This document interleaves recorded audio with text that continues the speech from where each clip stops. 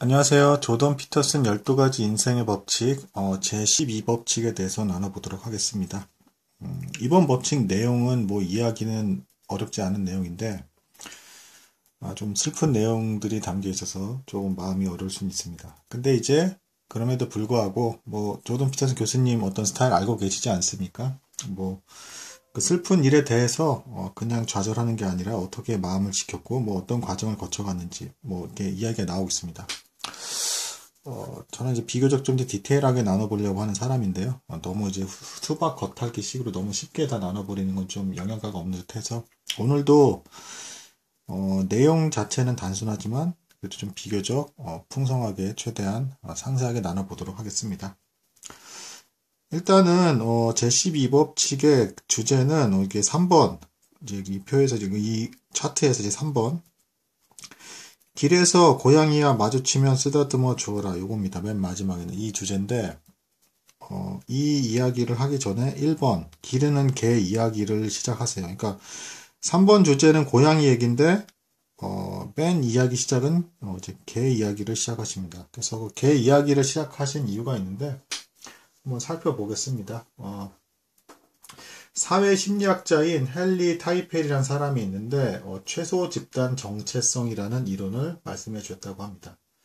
그러니까 간단히 말씀드려서 이제 사람이라는 게 속한 집단에는 특별한 이유가 없더라도 더 동질감을 느끼고 다른 집단은 그냥 좋아하지 않는다는 거예요. 그런 양면성을 지니고 있다는 거예요. 그러니까 집단을 좋아하는 집단, 안 좋아하는 집단으로 나누는 그런 양면성이 있다는 거예요. 그래서 제목은 이제 이 12법칙의 제목은 고양이를 말씀하셨는데 개 역시도 좋아하시므로 반감을 갖거나 배척하는 어떤 그런 동물이 없다라는 걸 어필하려고 하신 거예요. 이거 좀 문화적으로 조금 이해가 안 되실 수 있는데 캐나다나 미국 같은 데 어때요? 애완동물에 대한 사랑이 각별하죠. 그래서 이 자신의 동물의 기호, 조던 피터슨 교수님이 사실상 이제 세계적인 대스타가 되셨는데 자신의 어떤 동물적인 기호에 의해서 이제 듣는 사람들이나 이제 배우는 사람이나 이런 한 사람들이 나랑 같은 동물을 좋아하지 않냐면서 이렇게 반감이 생길까봐 그걸 염두에 두고 이제 주제는 고양이에 대한 주제인데 이제 이야기 제가 개에 대한 이야기를 시작하고 계시니까 구별이 없는 거죠. 그리고 이제 뒤에 내용을 살펴보시면 그냥 고양이 자체가 중요한 게 아니고 거기에 담겨진 어떤 주제 의미가 있습니다. 자, 그럼 이제 본론으로 들어가겠습니다. 본론도 이제 그냥 그대로 들어가지 않습니다. 어느 여성 내담자를 통해서 자신이 고통을 이제 받게 된 어떤 이유, 그리고 이제 그 고통을 이야기하게 된 이유에 대해서 이제 자연스럽게 설명해 들어가고 계십니다. 인생은 또 이제 고통이다 말씀하시는데요. 그 근본 원인이 우리가 연약하기 때문이라 하십니다. 그래서 자신에게 찾아온 그 여성 상담자에 대한 이야기를 먼저 시작해 주시는데 이 여성 상담자는 5년간 암투병 중인 남편의 수발을 들고 있었다고 합니다. 그래서 한마음으로 부부가 힘을 합쳐서 용기 있게 그 기간을 견뎌서 완치 판정을 받았다고 해요. 근데 갑자기 얼마 후에 암이 전이가 돼서 살 날이 많지 않다는 소식을 듣게 되었습니다. 그러니까 더 충격을 받게 된 거죠. 이제 나은 줄 알았는데 갑자기 죽는다는 판정을 받으니 이 차이가 얼마나 큽니까? 그래서 이 여인이 너무 충격이 커가지고 상담을 받게 된 거예요. 근데 이제 피터슨 교수님은 이런 사람에게는 단순히 철학적이거나 추상적인 대화만으로는 충분치 않다라고 합니다. 그러니까 이론만 너무 말해가지고 이런 게 위로가 될 문제가 절대 아니라는 거죠. 그래서 자신의 이야기를 나눴다고 합니다. 그래서 피터슨 교수님이 이제 여기서부터 자신이 인생을 통해서 겪었던 어떤 큰 고통 중에 이제 하나를 말씀해주고 계세요. 피터슨 교수님이 아들 하나, 딸 하나가 있으신 것 같은데 피터슨 교수님의 아들 줄리언 그리고 딸 미카일라 딸이 한 살 더 나이가 많아요. 더 빨리 태어났어요. 근데 문제는 뭐냐? 둘 다 아이들이 그렇게 건강하지 않았나 봐요. 일단 아들 얘기 먼저 해주시는데 지금은 20살이 훌쩍 넘었는데 어릴 적부터 잔병 치레가 엄청 많았다고 합니다. 그래서 껄핏하면 고열에 시달리곤 해가지고 그냥 우리가 생각하는 건 고열 몸살이 아니에요. 그 상태가 심해지면 이제 환각을 볼 정도로까지 이렇게 열이 올라갔대요. 그래서 찬물로 샤워를 막 열을 식혀주는 그런 일을 피터슨 교수님이 하셨대요. 그러면 아이 입장에서 어떻겠어요? 안 그래도 열이 나면 너무 추운데 찬물을 뿌려대니 막 뛰쳐나가고 싶어서 발버둥을 치겠죠? 그거를 붙들고서는 그렇게 하는 어떤 자신의 비참한 마음을 먼저 묘사해 주고 계십니다. 굉장히 슬프시고 괴롭겠죠. 그래서 여기서 학문의 대가이고 이렇게 뛰어나신 분이심에도 인간의 근본적인 한계를 어제 절실하게 깨달았다 이렇게 고백하고 계십니다. 근데 이제 문제는 뭐냐, 아들 줄리언보다도 1년 정도 먼저 태어난 딸이 아주 심각하게 아팠다는 거예요. 근데 뭐 딸이 그냥 뭐 본래 못된 성격의 뭐 그런 딸도 아니고 굉장히 이제 이야기를 들어보면 성격도 명랑하고 지내기 편한 아주 좋은, 그러니까 기질적으로 아주 이제 좋은 아이였다라고 합니다. 근데 7살부터 무렵부터 점점 생기를 잃기 시작을 했고 아침에 일어나는 것도 힘들어하고 막 행동도 엄청 느렸다고 해요. 그리고 어느 날부턴가 함께 걸어갈 때 항상 뒤처지고 막 발이 아프다고 신발이 맞지 않는다고 하면서 막 투덜댔다고 합니다. 그래서 10켤레나 넘게 사줬는데도 도무지 편한 신발을 찾지 못했대요. 뭐 학교에서의 생활, 뭐 교육 관계는 별 문제가 없었고 근데 집에 돌아와서 엄마를 보면 막 울고 눈물을 터뜨렸대요. 그래서 당시에 이제 보스턴에서 토론토로 이제 이사를 간 상태였는데 이사가 원인이 돼서 딸아이가 울고 그런 줄 알았답니다. 근데 점점 상황이 안 좋아지더니 계단을 한 번에 하나씩 밟고 오르내리면서 할머니처럼 움직이면서 계단을 오르내리더라는 겁니다. 그러더니 또 어느 날 아빠 이제 피터슨 교수님이죠. 그래서 피터슨 교수님한테 이제 꼬마 돼지 노래를 부르면서 발가락 장난을 칠 때 발이 엄청 아팠다고 합니다. 이 노래가 어떻게 노란치였는지는 잘 모르겠어요. 저도. 근데 발가락 장난하는데 발이 왜 아파요? 그러니까 이 얘기를 듣고 이상하니까 뒤늦게 동네 병원에 찾아가셨다고 합니다. 그러니까 병원 의사는 그냥 성장통을 의심하면서 뭐 별 문제 없을 거다 하면서 물리치료를 권해주셨고 그래서 물리치료사를 찾아갔대요. 그런데 발 뒤꿈치가 돌아가지 않더랍니다. 그러면서 그 물리치료사가 소아 류머티즘성 관절염이라는 판정을 내렸대요. 이 얘기를 듣고 순간 이게 진실이라고 받아들여지질 않으셨대요. 그러니까 진단이 믿어지지 않아서 다른 방언들을 막 돌아다니면서 막 진료를 받다가 결국에는 류머티즘 전문의한테까지 찾아갔대요. 그랬더니 굉장히 충격적인 소식을 듣는데 무려 37군데나 되는 관절에 문제가 있었다고 합니다. 정확한 병명은 다관절성 소아 특발성 관절염이었대요. 그러니까 특발성이라는 건 원인 불명이라는 뜻이에요. 그래서 발병 원인은 당연히 알 수 없었고 치료법이 어마어마하게 끔찍했는데요. 문제가 되는 관절을 모두 인공관절로 교체하는 수술을 하자라고 했다고 합니다. 이게 아버지 입장에서 이걸 들으면 이게 꿈을 꾸는 건지 이게 현실인지 이게 실감이 났겠어요. 이런 얘기를 듣게 되니. 그러면서 이 얘기를 듣고 실제로 피터슨 교수님도 아니 대체 하나님은 무슨 생각으로 이런 세상을 만들었을까 하는 생각이 들었다라고 합니다. 그래서 뭐 법칙 7에서 이제 12가지 법칙 중에 법칙 7에서 도스토옙스키 이제 소설 얘기하면서 까라마조프 형제 이제 언급하셨는데 거기서 이제 비슷한 주제가 또 역시 이제 말을 하고 있는데 이제 도스토옙스키 역시 그런 동일한 고민을 가지고 있었다라는 거고 모든 인간이 그런 고민을 갖게 되는 순간이 있다는 걸 얘기하시려고 이제 굳이 이 문학의 대가인 어떤 도스토옙스키 소설을 얘기를 또 하고 계세요. 그러니까 뭐 아마 이 글을 쓰시는 중에서도 아마 아버지로서 가슴이 철렁하셨을 텐데 굳이 이런 소설을 또 이제 이해를 시키려고 언급을 하시는 겁니다. 갑자기. 그래서 뭐 이 내용은 뭐 이렇습니다. 잘생기고 세련된 이반이란 사람이 있는데 이제 수도원의 수련수사 안료사의 형입니다. 그리고 이 수도원의 수련수사인 안료사를 가장 괴롭히는 적이기도 해요. 형임에도 불구하고. 왜냐하면 이반은 하나님을 믿지만 하나님께서 이 세상을 창조하신 것은 믿지 않았다고 합니다. 너무도 세상에 비참한 상황이 많았기 때문에 하나님의 속성과 이 세상의 어떤 상태가 맞지 않는 것 같다는 말을 하는 거죠.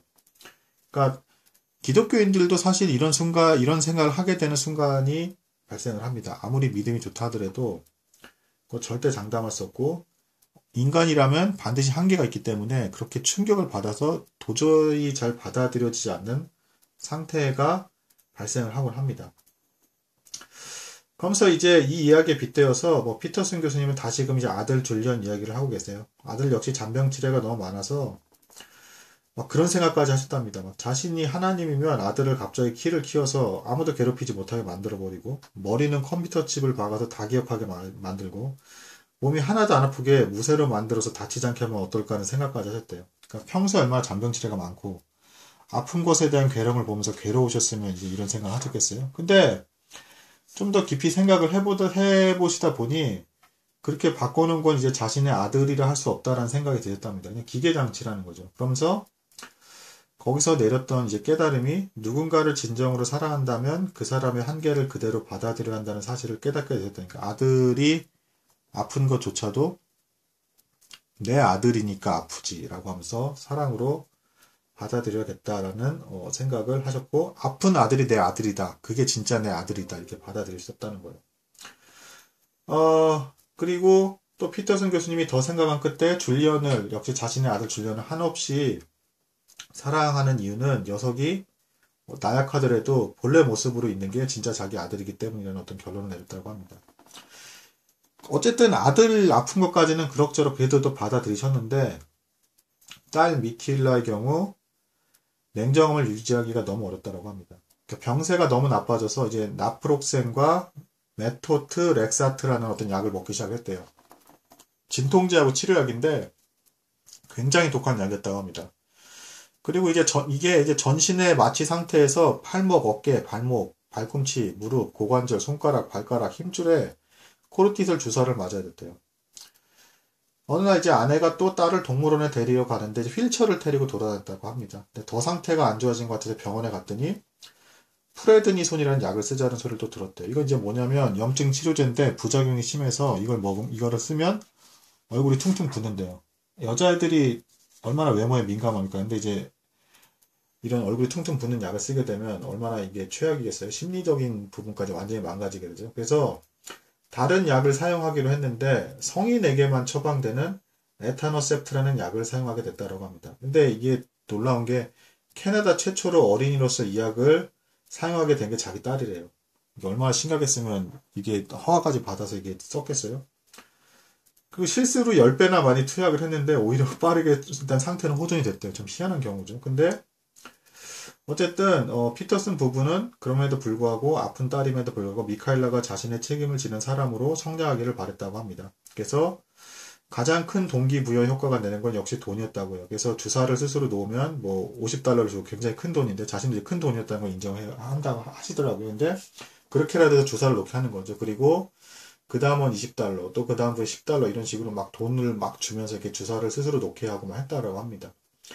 몇 년 후 증상이 완전히 사라져서 주사제 대신 알약으로 된 메토트 렉사트를 먹기 시작을 해서 4년 동안은 그럭저럭 괜찮다고 합니다. 이게 되게 근데 이 이야기가 되게 무서운 게 저도 뭐 이런 비슷한 이 정도까지 경지는 아니죠. 좀 비슷하게 좀 다른 각도로 당했던 경험이 있는데 나을 듯 하면서 길게 이게 끌고 가는 어떤 고통이 있잖아요. 이게 한 방에 안 끝나고 계속 이제 문제 근본적인 해결 방법도 없는 채로 계속 질질 사람 진을 빼면서 이렇게 고통을 주는 어떤 인생의 고통에서 이게 정말 힘듭니다. 근데 이제 아무튼 그래서 4년은 괜찮았는데 어느 날 팔꿈치가 아프다는 고통을 호소하더니 완전히 낫지 않음을 알게 되면서 딸은 또 한동안 이제 한 달 동안 굉장히 충격을 받고 낙심을 했다라고 합니다.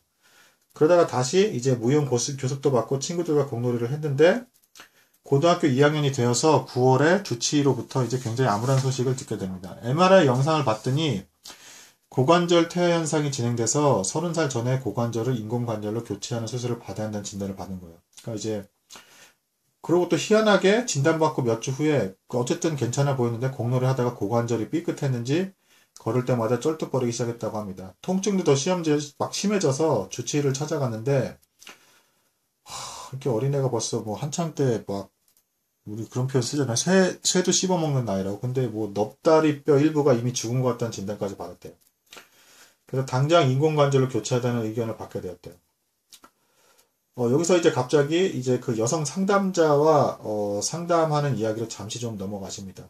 그러니까 이제 뭐 이 기록, 그러니까 일일이 딸에 대한 고통에 대한 수기를 가지고 계셨던 것 같아요. 그러니까 그 얼마나 고통스럽고 괴로웠으면 이제 그걸 기록하면서 막 아마 이제 눈물을 흘리고 그러셨던 것 같아요.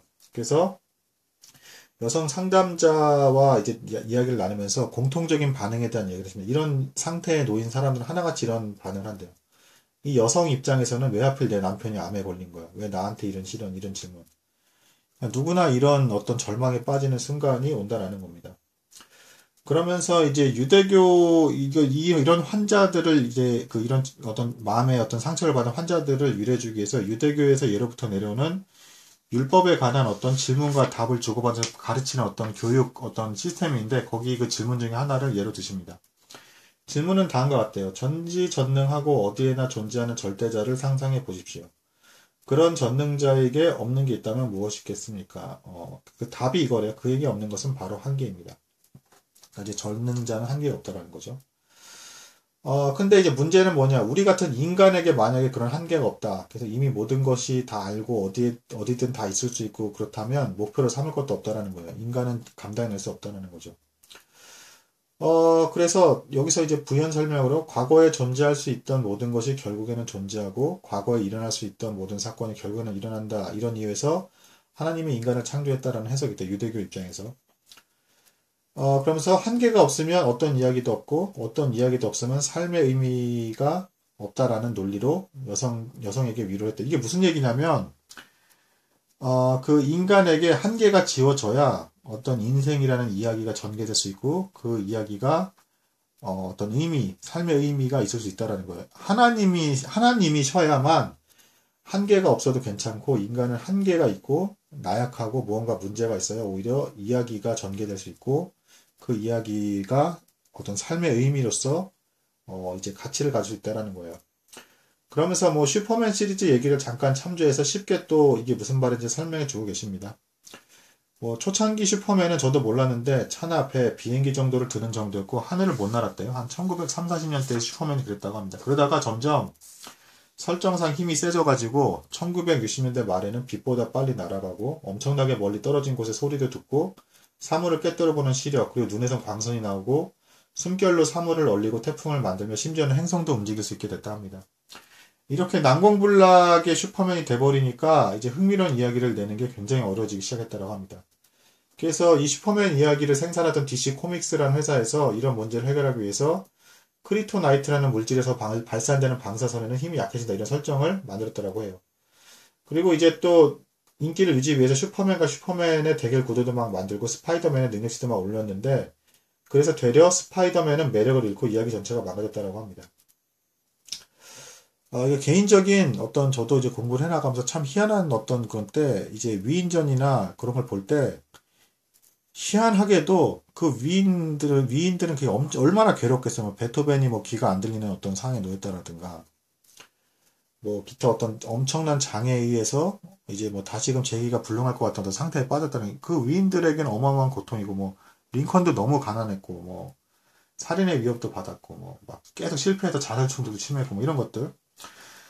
근데 그게 참 희한하게도 사람에게는 그걸 보고 있는 사람에게는 그 인생이 가치로 다가오고 의미 있는 삶으로서 보여지면서 굉장히 위로를 준다라는 것입니다. 이게 참 묘한 심리죠. 그건 나중에 또 제가 그 아라비안 나이트라는 중동 그 소설 민화가 있죠. 그래서 뭐 신화라고 보기도 좀 애매한데 어떤 민화라고 보는 게 맞는 것 같은데 거기서 아주 쇼킹한 어떤 좀 서러운 시작이 있어요. 그건 나중에 말씀드리겠습니다. 그리고 뭐 이제 이런 것들을 뭐 문학적으로 데우스 엑스 마키나 함정이라고 한대요. 그러니까 고대 문학 연극에서 고대 문학이 조금 이제 완성도가 현대 문학보다 떨어지잖아요. 그래서 주인공이 위기에 빠졌을 때 복선도 없이 갑자기 등장해서 해결해 버리는 거니까 그러니까 무슨 막장 드라마 같은 거죠. 뭐 갑자기 어떤 인물이 없어져 되면 갑자기 그냥 그때에 맞게 막 사고가 나서 죽어버린다든가. 그리고 뭔가 문제가 생기면 알아서 막 해결이 된다라든가. 그리고 뭐 주인공은 뭐 망하고도 사업하면 금방 다시 뭐 다 재기하잖아요. 뭐 이런 것들. 말도 안 되는 것들. 그 외 엑스맨이나 기타 스토리에서도 갑자기 설정을 깨버리는 이런 사건이 남발되면 재미가 떨어지고 인기를 잃어버리게 된다라고 합니다. 그래서 이제 DC 코믹스에서 작가 존 번을 영입해서 슈퍼맨 설정의 약점과 한계를 정해놓고 이걸 깨지 않고 이야기를 전개했더니 더 흥미진진하게 바뀌었다 합니다. 그러니까 우리 인생의 어떤 의미도 그렇다라는 거예요. 변하든 퇴보를 하게 되든 한계가 있다라는 것은 우리에게 오히려 의미를 준다라는 거예요. 그런데 어쨌든 그래서 이렇게 이해를 시켜서 환자에게 이게 위로를 줬다는 거예요. 근데 그럼에도 불구하고 어쨌든 고통은 계속 지속되고 있고 남편의 병도 나은 것도 아니고 자기도 자신의 딸이 계속 고통받고 있잖아요. 그걸 어떻게 해야 되냐라는 거예요. 그래서 도스토옙스키도 뭐 지하로부터의 숙이라는 소설에서 뭐 거기서 주인공이 이런 말을 한대요. 세계사가 합리적이라고 절대 말할 수 없다. 이게 너무 아주 그냥 인생의 경험이 짧고 이론만 이렇게 엄청 많이 아는 사람들은 유치하게 누가 힘들면 그냥 뭐 믿음으로 견뎌 혹은 다 잘 될 거야 이렇게 얘기하는 경우가 있는데 그건 위로라고 할 수가 없고 아직 인생을 모르는 거예요 그 사람들은. 그래서 이제 심지어 이런 대가들조차도 이론적으로는 답을 다 알죠. 이런 대가들이 어떻게 철학적인 답이라든가 이런 답을 모르겠습니까? 그럼에도 불구하고 고통은 실제하고 자신 어떤 이해가 안 가는 것들이 있으니까 이런 질문을 자꾸 하게 되는 거죠. 그리고 그렇게 질문을 갖고 사는 게 오히려 더 심오하고 바람직한 인생을 살 수 있는 동기를 준다라는 거예요. 오히려. 그러니까 답을 못 찾더라도. 괴테의 파우스트에서도 메피스토 펠레스는 하나님의 창조를 반박합니다. 어차피 죽지 않냐. 그러면서 무로 돌아가는데 무슨 의미가 있냐. 뭐하러 창조를 했냐고. 하나님이 무의미한 것들을 만드시고 무의미한 것들을 한다는 얘기인데 하면서 이렇게 반론을 제기한다는 거예요. 악마가.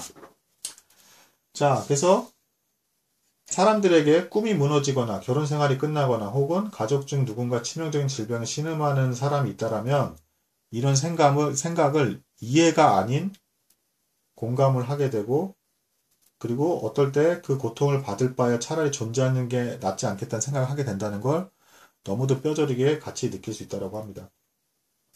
근데 그럼에도 불구하고 이런 생각이 극단적으로 가지 않게끔 절제시키고 계세요. 이런 생각이 너무 강하면 앞에서도 많은 예들이 나왔죠. 뭐 자살을 생각하게 되고 혹은 세상에 대한 원망으로 이제 돌아가게 되면 이제 절대자가 없다는 생각을 막 하게 되면서 막 사람들을 막 죽이는 어떤 그런 범죄를 저질 수 있는 거죠. 위험한 거죠. 이 책과 다르게 이제 피터슨 교수님의 어떤 동영상 보면 피터슨 교수님의 신의 존재에 대한 입장은 뭐 인간의 이성으로 증명할 수는 없지만 신은 존재해야 된다는 입장을 취하세요. 이거 철학자 칸트와 비슷한 견해인데요. 신이 필요하다라는 거예요.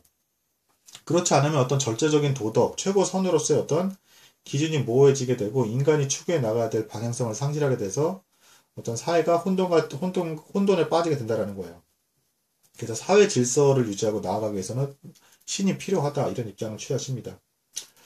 근데 그럼에도 불구하고 역시 여전히 선한 하나님이라면 어떻게 이런 세상에 존재할 수 있는가 충격을 받는 거죠. 뭐 암에 걸린 남편을 수발하는 그 여인 상담자나 이런 자식의 막 도저히 나을 수 없는 병에 대한 고통을 계속 쳐다보고 해야 되는 어떤 그 자신의 어떤 마음 너무 괴로운 거죠. 그래서 아무리 여러 교리를 이해할지라도 떠오를 수밖에 없는 생각이래요. 그래서 이런 생각이 심각하게 강하게 다 자리 잡으면 대다수의 사람은 그럴 힘이 없지만 자칫 만약에 권력자가 이런 어떤 상황에 빠진다 해보세요. 뭐 스탈린이나 히틀러 같은 사람이 이런다 그러면 전쟁을 일으키고 대량 학살이 발생할 수도 있는 거죠. 굉장히 심각한 문제라는 겁니다. 그래서 잠시 뭐 끔찍한 역사를 쭉 이렇게 말씀하시다가 이제 결론을 내리세요. 또 이제 실존적으로 견디기 힘든 상황에서 필요한 것은 생각이 아니고 그런 생각들은 뛰어난 철학자들도 이에 대해서 선명한 답을 못했다라고 합니다. 그냥 오히려 이럴 때 필요한 건 깨달음이라고 합니다. 깨달음, 받아들이는 거예요. 받아들이고 여기서 이 상황 속에서 어떤 삶의 의미를 발견해 가려고 애를 쓰는 거예요.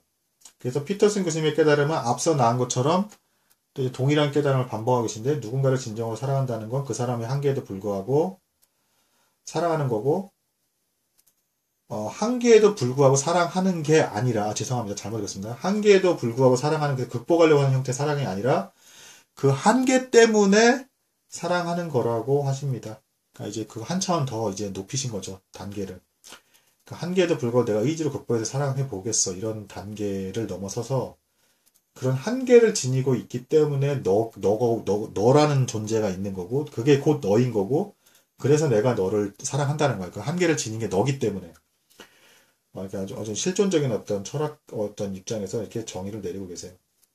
그리고 사랑은 복잡한 것이고 모든 결함과 어떤 상대방의 단점에 다 사랑에 빠질 필요도 없는 거고 그냥 결함을 받아들이고 인정하면 그것으로 충분하다라고 합니다. 그걸 또 뭐 어떻게 결함을 어떻게 막 열심히 막 또 좋아해 주는 어떤 그런 게 되겠습니까? 그냥 그걸 받아들이고 인정하면 그냥 그걸로 충분하대요.